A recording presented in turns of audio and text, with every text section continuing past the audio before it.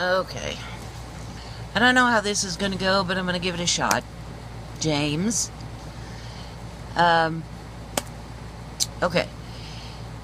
When it comes to stepping from time-space into now-time, that's a big, big jump. And the reason why you're in time-space right now is because you are thinking with your human brain. And the human brain is really, really slow. Really slow. And I'll prove it to you. Give me your average computer, heck, and even a computer that's on my phone, and type in a complex mathematical equation, and it will get an automatic answer, right? But you give that to a really good mathematician, and it will at least take him a little bit of time. You can't do it as fast as this computer on this phone can. And this is not an expensive phone or a fancy computer. We've got computers that do much, much faster, okay? Well, in order to figure out or analyze or be able to figure out what's going on in the now, there is no computer on the planet that even comes close. So in order for you to do the 3D human body thing, then time-space was incorporated into this, because that's all your human brain can handle. Okay? There is a reason why I'm saying this.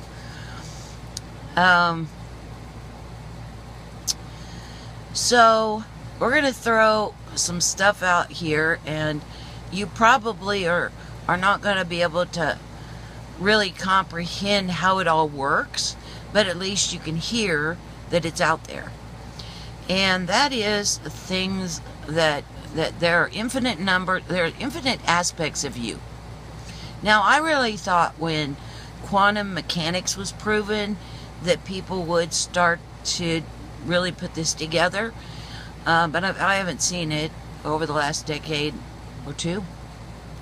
And then recently I found out about the Mandela effect, and I went, great, now people will really get it, because how can you explain, and I'll give you an example. I remember vividly that Sex in the City was Sex in the City, but I have a DVD over here that says Sex and the City, even though I know very clearly my memories of Sex in the City. I think it's hilarious. I think it's fascinating. I think it's fun. I love having conversations with people about what they remember, what they don't. Well, I thought, well, you know, then people start wondering why and being curious about it. Well, what happens is you'll switch your focus, so to speak.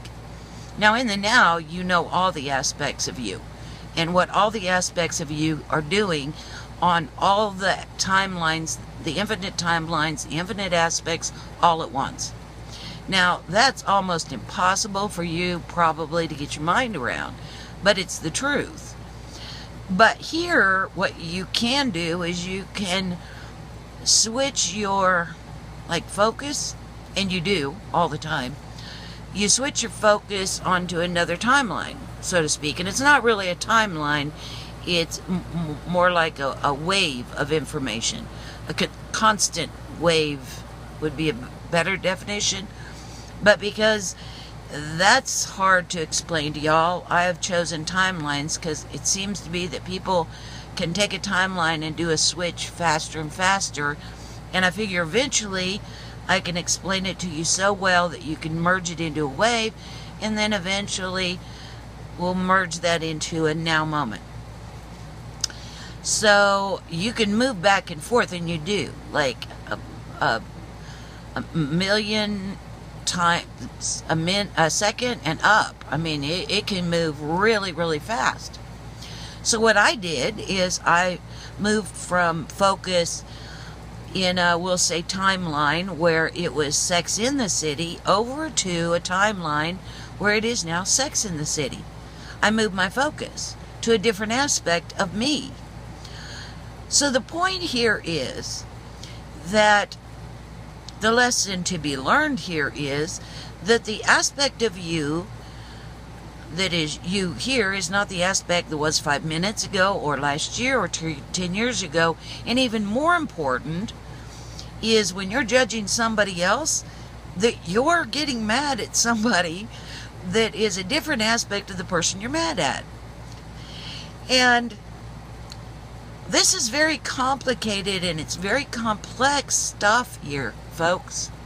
But the point is for y'all to learn to not judge yourself and not judge others and just go off of this now moment. That's what this now thing that people have been talking about for a very long time is all about. Don't judge, stay in the now.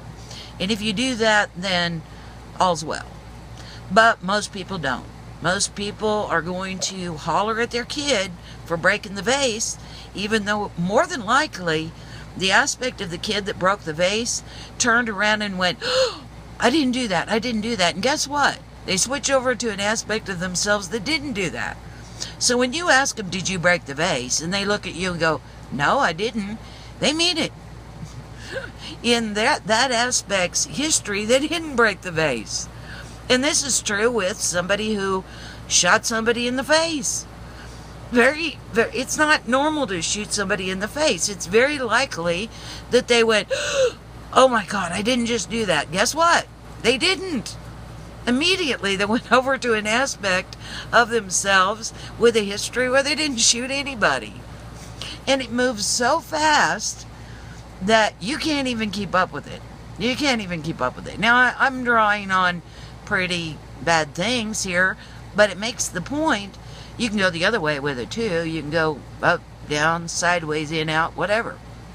All different directions. Okay? So, I think it's going to be short, but I think that's a lot of data for even 7 minutes. So, let's pause there and see what y'all think about that, and then we'll go on from here. Okay? All right. I love you guys. Big hugs. And I'll talk to you later. Bye.